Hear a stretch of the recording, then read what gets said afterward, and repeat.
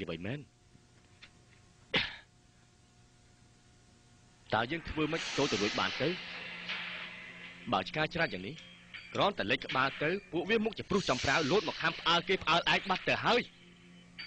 ត្រូវហើយលោកនាយគេនិយាយថាឆ្កែទាំង500ក្បាលនោះប៉ាកែណា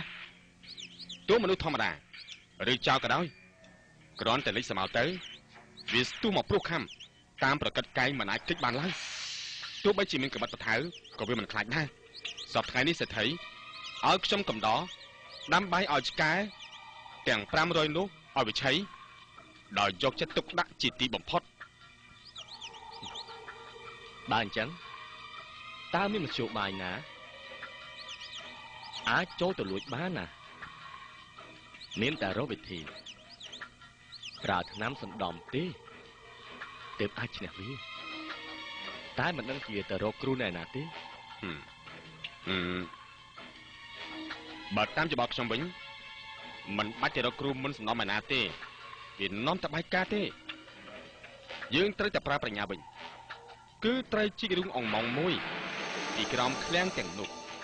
យើងមុខជាអាចយកទ្រព្យសម្បត្តិនោះបានទាំងអស់ដោយវងឆ្កែទាំង500នោះមិនអាចដឹងបានឡើយព្រោះឆ្កែនៃយាមដែលលើដីខាងមុខឯយើងចូលទៅខាងក្រោមដីមែនយោបល់អាចឆយចំជាល្អមែនបើអញ្ចឹងចាប់ពីថ្ងៃស្អែកនេះទៅយើងត្រូវចាប់ផ្ដើមជីករូងអង្មងនោះដោយប្រុងប្រយ័ត្នកុំឲ្យអ្នកណាដឹងឲ្យសោះ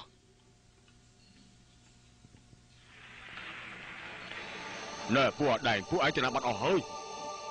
បាទលោកសេដ្ឋីពួកខ្ញុំមកចុះអាចឆ្កែទាំង500នោះវាធ្វើស្អីបានជាបណ្ដោយឲ្យចោលចូលមកលួចទ្រព្យសម្បត្តិអញចិត្តអស់អាលីដូច្នេះណែពួកអដែងរកគ្នាចាំអីទៀតឯងចាប់ឆ្កែទាំង500នោះយកវាទៅវាយសម្លាប់ចោលអស់ទៅកុំទុកចិញ្ចឹមនាំតែបំងបាយទៀតគឺនាំគ្នាទៅភ្លាមទៅបាទលោកសេដ្ឋីអាចកែបំងបាយ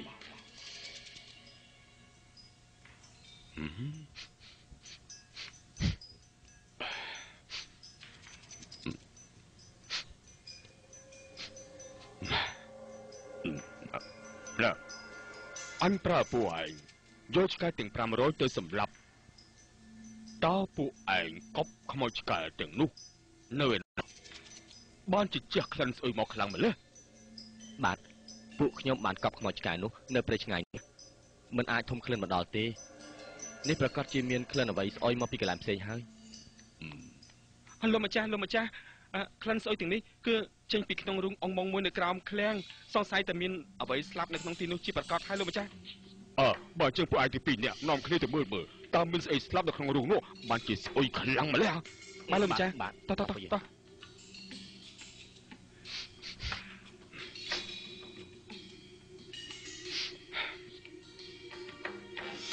លោកម្ចាស់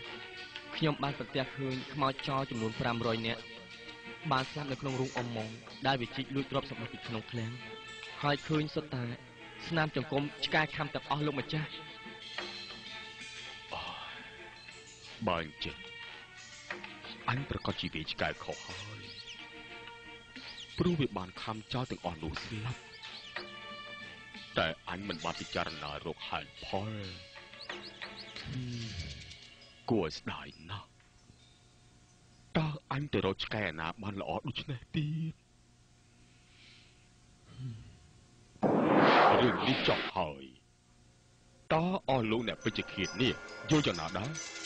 ក្រោយពីខំប្រឹងស្ដាប់ទាំងអស់គ្នានេះគួរក្តៅក្រហាយណាស់ធ្វើជាសេដ្ឋីមានទ្រព្យសម្បត្តិដល់ទៅ8កោដឃ្លាំងមិនក៏បញ្ជាឲ្យគេវាឆ្កែសម្លាប់ដោយគ្មានពិចារណារកហេតុផលខុសត្រូវសោះអញ្ចឹងរឿងសេដ្ឋីវាឆ្កែខុសនោះក៏មិនខុសពីរឿងលួងបញ្ជាឲ្យគេយកមាយើងមកសម្លាប់ទីកណ្ដាលយប់យ៉ាងនេះដែរបើពុំបានជំនុំជម្រះឲ្យបានម៉ត់ចត់ទេនោះមុខជាមានការស្ដាយក្រោយហើយបើអញ្ចឹងលោកនេះធ្វើឯងពិតជាមិនព្រមបើកធ្វើឲ្យមែនទេយើងនឹងបើកឲ្យតែចាំភ្លឺច្បាស់ស្រួលបួលសិនយប់អាត្រិតដូច្នេះយើងមិនបើកឲ្យទេ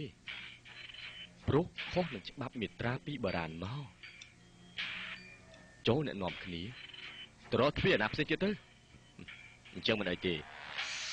យើងទៅរកទ្វារទិសប្រចាំទៀតតោះទៅ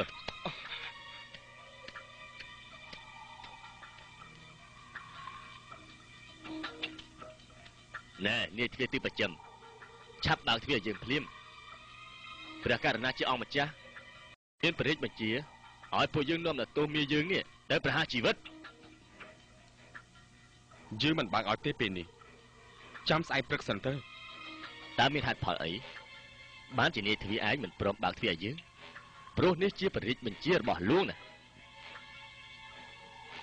មែនហើយប្រាប់ពួកយើងដឹងផងតើមើលបានជាយើងមិនព្រមបើកឲ្យ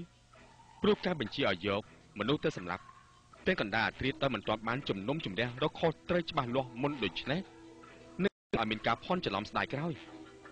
ដូចជារឿងនិទានព្រះមហាក្សត្រចិញ្ចឹមសេកនោះជាក់ជាមិនខានឡើយដូច្នេះយើងមិនបើកឲ្យអ្នកទេអញ្ចឹងរឿងព្រះមហាក្សត្រចិញ្ចឹមសេកនោះតើវាយ៉ាងណាខ្លះនិយាយប្រាប់យកដឹងផងបានទេ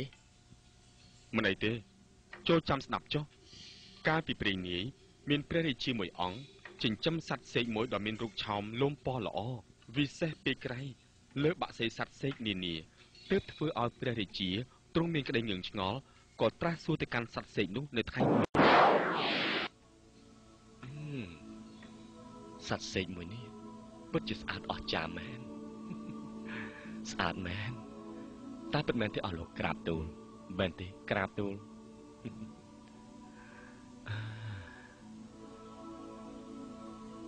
ណែចៅសេកចូលប្រាប់យើងឲ្យត្រង់មកមើលកុំលាក់លៀមអសោះណាព្រោះអញឃើញបារូបរាងស្អាតល្អខុសប្លែកពីនេះតើនេះមកពីហេតុអ្វីបានជាឯងស្រស់ស្អាតម្ល៉េះឯងបានស្អីស៊ីបានជារូបរាងនៅតែស្អាតរហូតអញ្ចឹងសូមក្រាបបង្គំតទ្រង់ជាម្ចាស់ហេតុតែរូបរាងទូលបង្គំនៅតែស្រស់ល្អព្រមត្រូវជានិច្ចរាល់ថ្ងៃនោះមកពីទូលបង្គំតែងតែហៅទៅស៊ីស្វែងទិព្វដែលនៅឯព្រៃហើយមកពីនហើយវានេះអាចធ្វើឲ្យមនុស្សចាស់មកជាកម្លោះក្រមុំវិញបានផងណាសេកអើយបើបានផ្លែស្វាយទឹកអាចឆេធ្វើឲ្យមនុស្សចាស់ខ្លាចជាក្មេងបានមែននោះចូលចៅតបេះពំនាំពីព្រៃហើយមកពៀនមកផ្ញើអញផងមើលដើម្បីឲ្យអញឆេទៅឲ្យខ្លាចជាក្មេងដូចគេឯងផងតែផ្លែស្វាយនោះមានអាចកម្រណាស់ទូលបង្គំអាចពំយកមកបានតែមួយផ្លែប៉ុណ្ណោះបានអញ្ចឹងឯងទៅចុះណាផ្លែស្វាយណែឆាប់ត្រឡប់មកវិញផងណា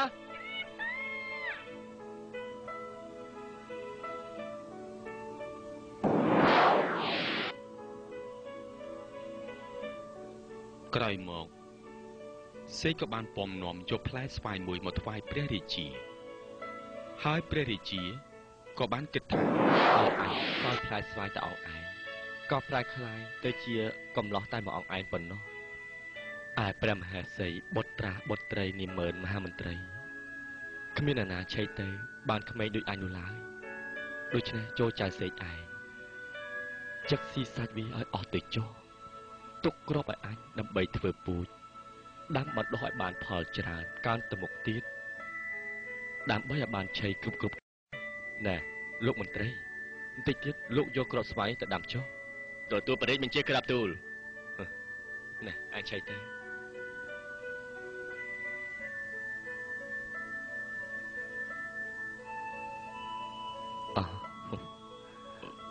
សូមក្រាបថ្វាយបង្គំប្រករណាជាអម្ចាស់ជីវិតតម្កល់លើត្បូងល្អហើយមហាថ្លឹកឥឡូវផ្លែស្វាយរបស់យើងនេះផ្លែបានច្រើនណាស់ដោយសារការខំដាំរបស់ឯងនេះយើងនឹងឲ្យឯងឆៃមុនគេចុះតើប្រកែកដូចពាក្យដែលសេកគេអួតអាងដែរទេសូមអរព្រគុណក្រាបទូលឆៃទៅកណាត់ថ្លៃសេះ